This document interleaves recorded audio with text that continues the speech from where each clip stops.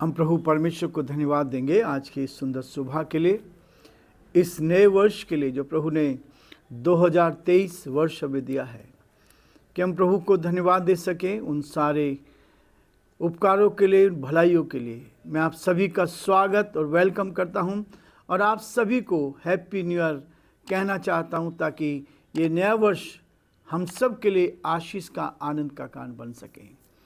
Christmas चला गया, new year चला गया, आज इस वर्ष का दूसरा दिन है और इसके लिए मैं आप सभी का स्वागत और वेलकम करता हूं और धन्यवाद देता हूं उस परमेश्वर को जिसने हम सबको इस वर्ष को देखने का मौका दिया है। आज हम रोमियो के 11वें अध्याय को समाप्त करने जा रहे हैं, ताकि प्रभु की महिमा हो, परमेश्वर का नाम ऊंचा किया जाए और हम और अधिक परमेश्वर के साथ बढ़ते चले जाएं और उसकी महिमा कान बन सकें। आप सभी का धन्यवाद, आपके सहयोग के लिए, आपके प्रेम के लिए, आपकी दुआओं के लिए, जो दुआएं आप कर रहे हैं। प्रभु आप सबको बहुत आयत की आशीष इस नए वर्ष में दे और आप आगे बढ़ते जाएं, ताकि परमेश्वर का हाथ आप पर, आपके पूरे परिवार पर बना रहे।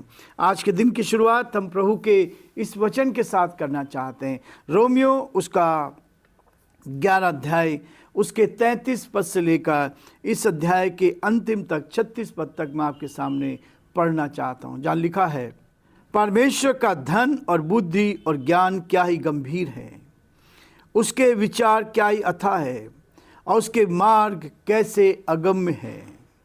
प्रभु की बुद्धि को किसने जाना, या उसका मंत्री कौन हुआ, या किसने पहले उसे कुछ दिया है जिसका बदला उसे दिया जाए। 36 पद, क्योंकि उसी की ओर से और उसी के द्वारा और उसी के लिए सब कुछ है, उसकी महिमा युगानुयुग होती रही, आमीन। दुआ करेंगे। धन्यवाद और स्तुति के योग्य हमारे सामर्थ्य परमेश्वर, हमारा हृदय आपके प्रति धन्यवाद से भरा है। प्रभु आज के सुंदर सुबह आपने में दी है कि आज पिता परमेश्वर हम आपके पवित्र चरणों में आ जाएं, आपकी महिमा कर सकें, आपके नाम को धन्य कह सकें। जो आपकी योजना है प्रभु जी, उसको हम पूरा होता देख सकें। धन्यवाद हो, धन्यवाद हो, धन्यवाद हो पिछले पूरे वर्ष भर के लिए। प्रभु हमारा हृदय आपके प्रति धन्यवाद से भरा है पिता परमेश्वर, कि आपने पिछले वर्ष जनवरी 2022 से लेकर और पिता परमेश्वर 1 जनवरी 2023 तक संभाला और आज एक नया दिन और आपने दिया। हम इसके लिए आपको धन्यवाद देते हैं। हम यही चाहते हैं प्रभु, आपके अनुग्रह की दृष्टि हर कदम पर हमारे साथ बनी रहे और हम आपके नाम में प्रभु जी आगे बढ़ते जाएं और बहुतों के लिए आशीष का, आनंद का कारण बन सके। इस वर्ष के लिए धन्यवाद।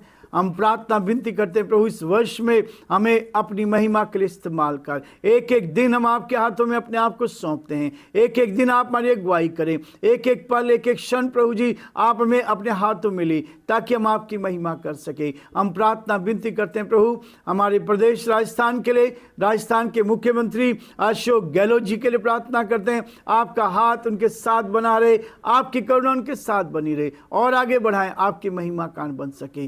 पिता परमेश्वर हम प्रार्थना और विनती करते हैं, आपके अनुग्रह की दृष्टि हमारे प्रदेश पर बनी रहे, हमारे देश पर बनी रहे। देश के प्रधानमंत्री के लिए, राष्ट्रपति जी के लिए प्रार्थना करते हैं, उनको भी संभाले, आपका हाथ उनके साथ भी बना रहे, ताकि परमेश्वर वो भी आपके नाम में आगे बढ़ते जाएं और बहुतों के लिए आशीष का, आनंद का कारण बन सकें।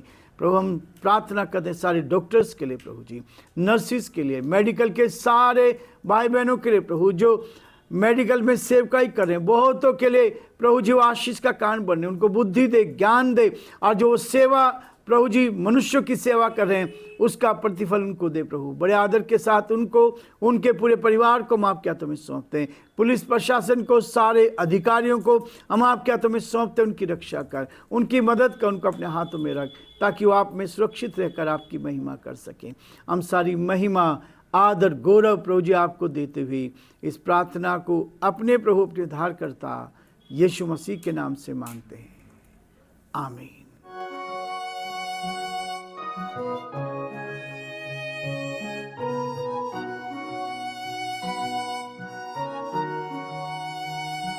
कलवरी के पास खड़ा हो, खून की धारा देता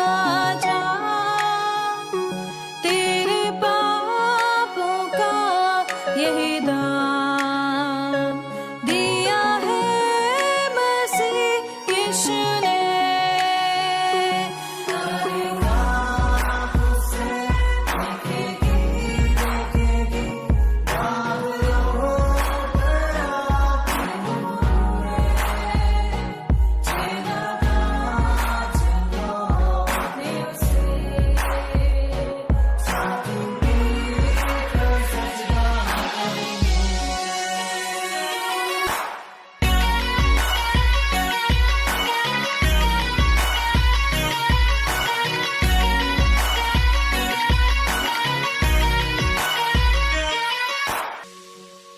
ये हुआ सब तेरे लिए, तूने भी उसे छेड़ा था,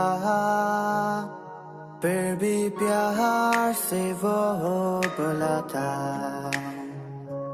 जाता क्यों नहीं तू उसके पास, फिर भी प्यार से वो बुलाता।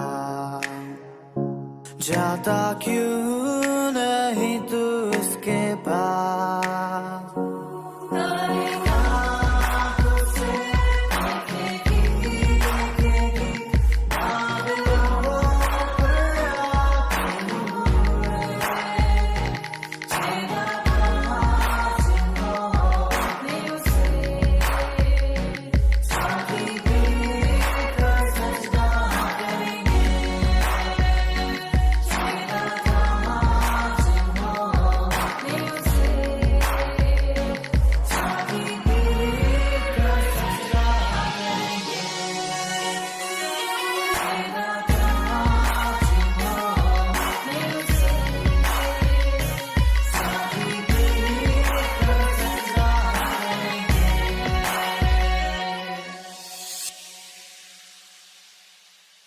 प्रियो, परमेश्वर का धन्यवाद करते हैं कि परमेश्वर एक एक दिन हमें देता है, एक एक वर्ष देता है, और पिछले सारे वर्षों में परमेश्वर ने हमें संभाल के रखा। मैं आप सभी के लिए यही दुआ करता हूं कि प्रभु आपको उन्नति दे, आगे बढ़ाएं और परमेश्वर की महिमा का कारण बनते जाएं।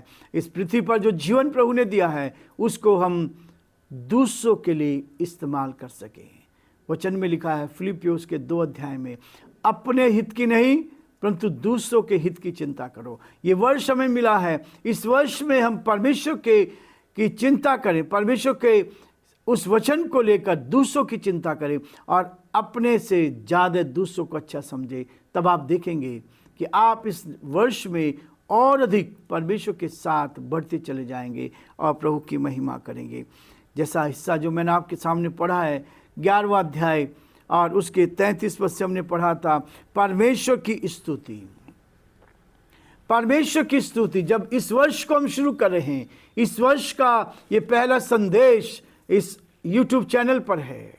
इस संदेश के द्वारा हम चाहते हैं कि परमेश्वर की स्तुति हो, परमेश्वर का नाम ऊंचा किया जाए। हमारे जीवनों से यदि हमारे जीवन में कोई कमजोरी है, कोई तकलीफ है, परमेश्वर के विरोध में कोई बात है, तो उसको हम दूर करते हुए इस नए वर्ष में नई बातों को लेकर जो कमियां हैं उसको छोड़ते हुए प्रभु के साथ आगे बढ़ते जाएं।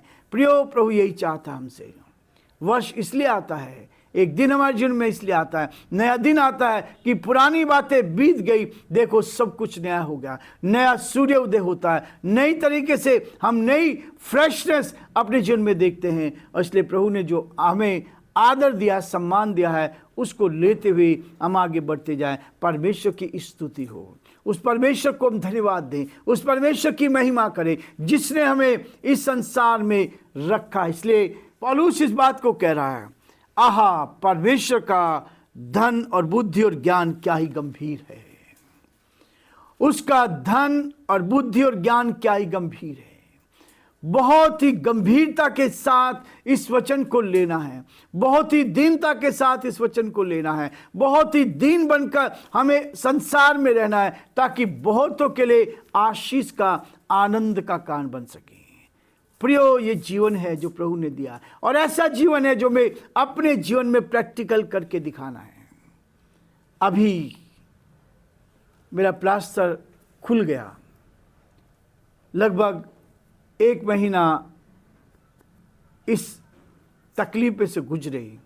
लेकिन इसी में हमने पढ़ा था रोमियो उसके 8:28 में, जो लोग परमेश्वर से प्यार करते हैं उनके लिए सब बातें मिलकर भलाई को उत्पन्न करती है, अर्थात उन्हीं के लिए जो उसकी इच्छा के अनुसार बुलाए गए हैं। मैं उस भलाई को देख रहा था और अभी 2 दिन पहले वो परिवार जिसके डॉग से मेरा एक्सीडेंट हुआ था वो मिले, रास्ते में बात करने लगे और मैंने उनको एक ही चीज़ कही, हमारे इस वचन में, शास्त्र में लिखा है, बाइबल में लिखा है कि सब बातें मिलकर भलाई को उत्पन्न करती है। ये आज से हो जाते हैं। वो बहुत फील कर रहे थे कि नहीं हमारे डॉग से ऐसा हुआ, नहीं ऐसा नहीं है, जो कुछ हुआ।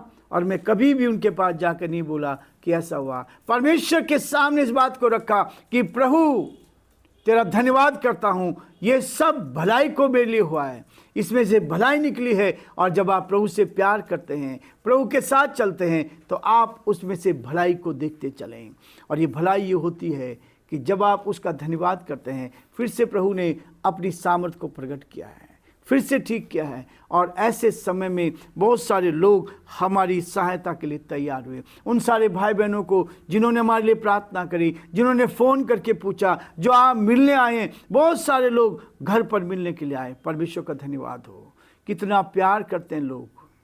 ये आनंद की बात है, आनंद की बात है। जिसको भी पता लगा सब लोगों ने तुरंत फ़ोन भी किया है और लोग घर पर मिलने भी आए। मैं आप सभी को धन्यवाद करता हूँ। इसलिए वो कहता है अपने हित की नहीं परंतु दूसरे के हित की चिंता करें। और वो कहता है उसकी बुद्धि और उसका ज्ञान क्या ही गंभीर है, और उसके विचार कैसे अथाह हैं, और उसके मार्ग कैसे अगम्य हैं। लोग नहीं समझ पाएंगे। जब आप इस रास्ते पर चलेंगे उसकी गहराई को आप नाप नहीं सकते, उसकी गहराई को आप जान नहीं सकते। इसलिए उसके विचार क्या ही अथाह है, उसके मार्ग कैसे अगम्य हैं। प्रभु की बुद्धि को किसने जाना? प्रियो, कोई नहीं जान सकता परमेश्वर क्या करता है। परमेश्वर आपको किस तरह से ऐसे रास्ते पर ले जाता है जहां पर आपकी भलाई निकलने वाली है। परमेश्वर आपको हर कदम पर संभाले रखता है और इतना बड़ा काम करता है जिसको आप कभी सोच भी नहीं सकते। उसकी बुद्धि को किसने जाना, या उसका मंत्री कौन बना? प्रियो, परमेश्वर जो है अथाह है, जिसको समझना हम मनुष्य के लिए बहुत कठिन है। लेकिन जब आप उसकी आत्मा में हो जाते हैं, रोज उससे बातचीत करते हैं, रोज उसके साथ चलते हैं, तब वो अपनी बातों को आपके ऊपर प्रकट करता जाएगा, आपके ऊपर प्रकट करता जाएगा और आपको इस संसार में आनंद के साथ आगे बढ़ाता जाएगा ताकि आप प्रभु की महिमा करें। 35 पद में लिखा, या किसने पहले उसे कुछ दिया उसका बदला उसे दिया जाए। हम तो कुछ भी नहीं थे, परमेश्वर ने हमें चुना, हमने उसको नहीं चुना, लेकिन परमेश्वर ने हमें चुना है। हम किसी भी रीति से उसका बदला नहीं दे सकते। उसका अनुग्रह हम पर है, उसकी दया हम पर है, एक एक दिन हमें देता है और ये नया वर्ष उसने दिया है। इसके लिए केवल परमेश्वर को हम धन्यवाद दे सकते हैं। प्रियो, यही कहता, या किसने पहले उसे कुछ दिया जिसका बदला मुझसे दे, क्योंकि उसी की ओर से और उसी के द्वारा और उसी के लिए सब कुछ है। सब कुछ उसके द्वारा मिलता है, उसी के द्वारा हमारे लिए सब कुछ होता है। और वो कहता है उसकी महिमा युगानुयुग रहे, हमेशा हमेशा तक। बहुत सारे लोग आज चले गए, लेकिन उसकी महिमा युगानुयुग तक है। हमें जीवन देने वाला, हमारी रक्षा करने वाला, हमारी मदद करने वाले परमेश्वर को हम हृदय से धन्यवाद देते हैं। प्रभु आप सबको बहुत आशीष दे। आज हम ये रुकेंगे, कल फिर से इससे आगे 12वें अध्याय को देखने का प्रयास करेंगे, ताकि प्रभु इस पूरी पुस्तक के द्वारा प्रभु हमें आशीष देता जाए और ये नया वर्ष एक एक दिन हम उसकी महिमा के लिए बिता सकें। प्रभु आप सबको आशीष दे।